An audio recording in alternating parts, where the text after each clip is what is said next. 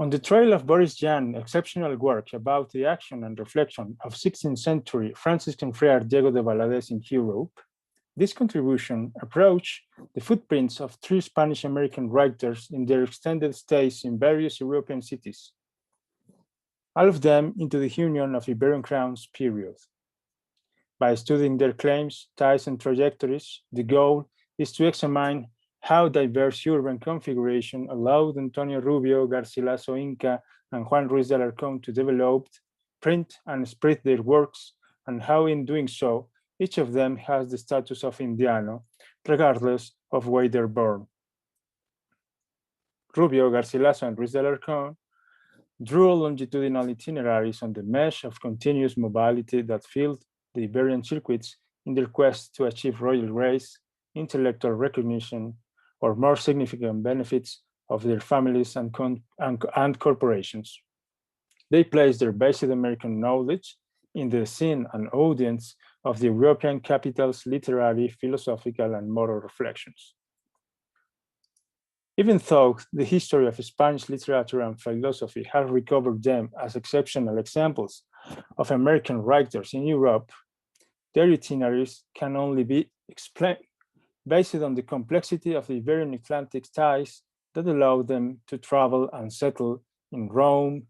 Lisbon, Alcalá de Henares, Montilla, Córdoba, and also Madrid. Their knowledge was the fruit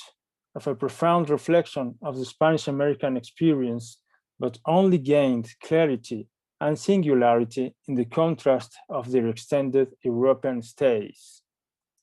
The crossing of their ties and sites determined their contingency, uncertainty, and multipolarity of their trajectories. This contribution aims to consider the 3 cases as expressions of ongoing experiences based on formal and weak ties that produce paths to becoming an Indiano, a dynamic identification defined constantly by others, far from being a self-identity based on ethnic, cultural, or special site in the whole entire Iberian world. Finally, the goal is to evaluate the extent to which similar patterns intersect the 3 cases and whether the ties that determine their movements constitute parts of the same non-linear plot. So, thank you, Francisco Eiza Barroso and Pablo Hernandez So from Trajectories of Reform Project to this kind invitation to present my work.